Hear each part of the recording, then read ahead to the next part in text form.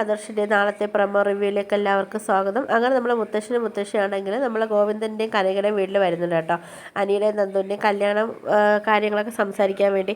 ആ സമയത്താണെങ്കിൽ നമ്മൾ ഗോവിന്ദൻ പറയുന്നുണ്ട് എന്ന് പറഞ്ഞാൽ ഒരു വടംവലി ഒന്നുമല്ല, ഞങ്ങൾ ജയവും തോൽവിയൊക്കെ നോക്കിയിരിക്കാനാണെങ്കിൽ, അതുമല്ലാതെ ഞങ്ങളെ 2 മക്കളെ ആണെങ്കിൽ അങ്ങോട്ട് കല്യാണം കഴിച്ച് അയച്ചിട്ടുണ്ട്, അതും അവർ അർഹതയില്ലാതാണ് അവരവിടെ വന്ന് കയറിയിട്ടുണ്ടെന്നൊക്കെ ഇങ്ങനെ ഗോവിന്ദൻ പറയുന്നുണ്ട് കേട്ടോ. അങ്ങനെ ഗോവിന്ദനാണെങ്കിൽ മുത്തശ്ശൻ്റെ അടുത്തൊക്കെ പറയുന്നുണ്ട് കേട്ടോ, ഇനി 3ാമതൊരാളെയും കൂടെ അങ്ങോട്ട് കല്യാണം കഴിച്ച് വിടാനും ഞങ്ങൾക്ക് താല്പര്യമില്ല എന്നൊക്കെ ഇങ്ങനെ പറയുന്നുണ്ട് കേട്ടോ. ആ സമയത്താണെങ്കിൽ നമ്മളെ നന്ദു ആണെങ്കിൽ ഇത് കേൾക്കുന്നുണ്ട് കേട്ടോ. കേട്ട് നന്ദുവിനാണെങ്കിൽ നല്ല സങ്കടമൊക്കെ വരുന്നുണ്ട്.